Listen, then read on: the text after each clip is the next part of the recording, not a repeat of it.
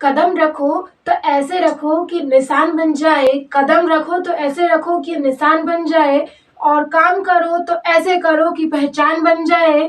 जिंदगी तो जी लेते हैं सभी, जिंदगी तो जी लेते हैं सभी, लेकिन आप ऐसे जियो कि मिसाल बन जाए, लेकिन आप ऐसे जियो कि मिसाल बन जाए। जय हिंद शिक्षक साथियों, कैसे हैं आप सभी? आप सभी का बहुत बहुत स्वागत है आज के इस लेटेस्ट वीडियो में। उम्मीद है आप सभी स्वस्थ होंगे, मस्त होंगे और जबरदस्त होंगे। हमारी डीएलएड सेकेंड ईयर की क्लासेस चल रही थी और आज के वीडियो में हम लोग देखेंगे हमारे डीएलएड कोर्स के 11वें प्रश्न पत्र और डीएलएड सेकेंड ईयर के पहले विषय संज्ञान, अधिगम एवं बाल विकास के बारे में, जिसका की जो कोड है वो है 901।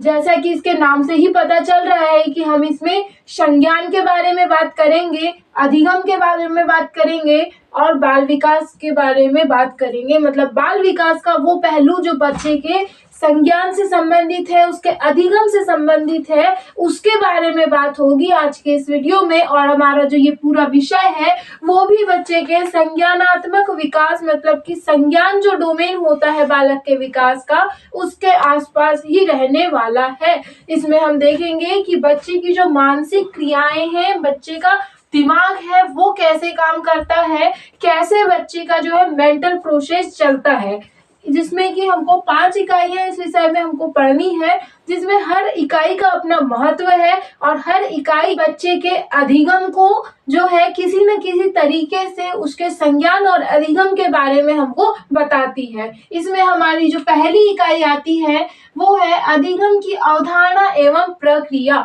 मतलब कि अधिगम क्या होता है, कैसे होता है, और अधिगम की जो विस्तृत अवधारणा है उसके बारे में बात होगी हमारी पहली इकाई में। इस इकाई में हम देखेंगे कि अधिगम की जो प्रक्रिया है वो कैसे शुरू होती है और कब तक चलती है, क्या इंसान जीवन पर्यंत अधिगम करता है, कब से बच्चा अधिगम करना शुरू करता है, और इसकी प्रक्रिया में कौन कौन से जो है उतार चढ़ाव आते हैं और कैसे इन उतार चढ़ावों को जो है हैंडल किया जाता है, कैसे इनके साथ समन्वय बिठाया जाता है। इस बारे में बात होगी हमारी पहली इकाई में, जिसका की नाम है अधिगम की अवधारणा एवं प्रक्रिया। इसके बाद हमारी दूसरी इकाई आती है बचपन में अवधारणा निर्माण एवं चिंतन प्रक्रिया। मतलब इसमें हम देखेंगे कि बच्चा जो है बचपन में कैसे सोचता है, कैसे बच्चा अपने बचपन के समय में या बालपन में अवधारणाओं का निर्माण करता है, कौन कौन से कारक हैं जो कि बच्चे में अवधारणा निर्माण के लिए जरूरी है, बच्चे में अवधारणा निर्माण क्या होता है,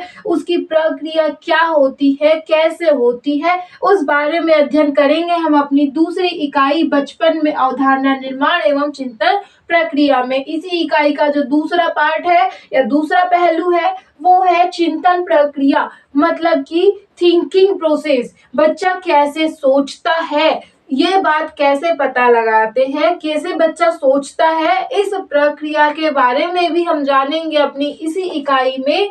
और इसी इकाई में हम देखेंगे कि जो चिंतन प्रक्रिया है बच्चे की, उससे अवधारणा निर्माण कैसे बच्चा करता है और कौन कौन से कारक हैं जो कि हमारे बच्चे के अवधारणा निर्माण और चिंतन प्रक्रिया को प्रभावित करते हैं। और उन कारकों के, जैसे कि अगर कारक नकारात्मक रूप से प्रभावित कर रहे हैं तो कैसे उन प्रभावों को हम कम कर सकते हैं, और सकारात्मक प्रभाव डालने वाले जो कारक हैं बच्चे की चिंतन प्रक्रिया में और अवधारणा निर्माण में, उनके बारे में भी जो है अध्ययन हम यहाँ करेंगे। इसमें हम ये भी देखेंगे कि हमारे कौन कौन से वैज्ञानिक हुए हैं, कौन कौन से जो है शिक्षा शास्त्री हुए हैं जिन्होंने बच्चे की अवधारणा निर्माण और चिंतन प्रक्रिया में बात की है। मुख्य वैज्ञानिकों के जो है हम सिद्धांतों और उनकी बातों के बारे में भी अध्ययन अपनी इस इकाई में करेंगे। इसके बाद हमारी तीसरी इकाई आती है संज्ञान एवं अधिगम। मतलब जो है संज्ञान, जैसे हमने अपने विषय के नाम में ही पढ़ा था, संज्ञान और अधिगम, ये दोनों चीजें जो है हमारी तीसरी इकाई में है कि संज्ञान क्या होता है, संज्ञान के बारे में किस वैज्ञानिक ने क्या बात कही है, और संज्ञान बच्चे के विकास में किस तरह से जो है संज्ञानात्मक विकास बच्चे का होता है, और संज्ञान संबंधी जो सारी बातें हैं, संज्ञानात्मक विकास की अवधारणा है, मतलब बच्चे का जो मेंटल डेवलपमेंट होता है, जो मानसिक विकास है उससे संबंधित जो बातें हैं वो हम अपनी तीसरी इकाई में देखेंगे। इसमें हम देखेंगे कि बच्चे में अधिगम कैसे होता है। अधिगम की अवधारणा के बारे में तो हम जान चुके हैं हमारी पहली इकाई में। हम अपनी तीसरी इकाई में जानेंगे अधिगम क्या होता है। अधिगम के बारे में विस्तृत चर्चा होगी हमारी तीसरी इकाई में। उसके बाद हमारी चौथी इकाई आती है भाषा एवं संप्रेषण। भाषा एवं संप्रेषण मतलब ये कि जैसे भाषा जो है, भाषा के बारे में कुछ बातें तो हम अपने फर्स्ट ईयर में जान चुके हैं, लेकिन सेकेंड ईयर में जो है हम भाषा के उन रूपों के बारे में जानेंगे, उन उपयोगों के बारे में जानेंगे या भाषा विकास की नई पद्धतियों के बारे में जानेंगे जो हमने अपने फर्स्ट ईयर में नहीं देखी थी। मतलब कि भाषा क्या होती है, भाषा कैसे सीखी जाती है, कौन कौन से वैज्ञानिक हुए जिन्होंने भाषा सिखाने की दिशा में काम किया है, और भाषा सिखाने के लिए जो गतिविधियां हैं, जो उनको क्रियाएं बताई गई हैं, जो बातें बच्चों को करवानी है, उन सभी के बारे में अध्ययन करेंगे हम अपनी चौथी इकाई में।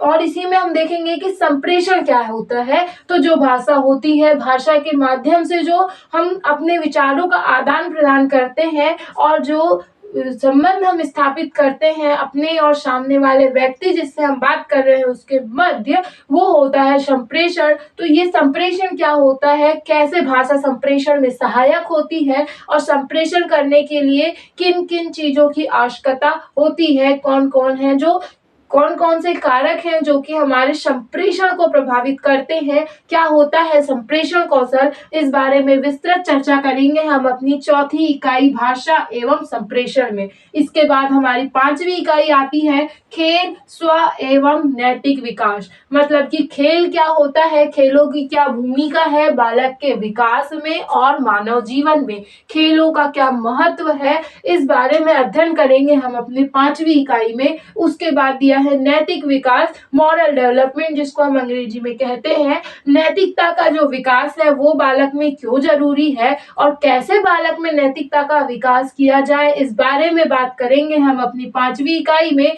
नैतिक विकास संबंधी जितनी भी हमको थ्योरियां दी गई है मुख्य रूप से, उनके बारे में भी अध्ययन हम अपनी इस इकाई में करेंगे। इसमें हम जानेंगे कि कौन कौन से वैज्ञानिक हुए, उनके क्या मत थे, इस बारे में हम अध्ययन करेंगे अपनी पांचवी इकाई में। शिक्षक साथियों, ये था हमारा इकाइयों का परिचय। इस इकाई में मैंने कई बार इस बात को दोहराया है कि इसमें हम शिक्षा शास्त्रियों, उनके सिद्धांतों के बारे में अध्ययन करेंगे, और यही शिक्षा शास्त्री जो है आगे जाके हमारे कॉम्पिटिटिव एग्जाम्स में पूछे जाते हैं। तो उम्मीद है कि आप सभी को वीडियो पसंद आई होगी और बातें समझ में आई होगी।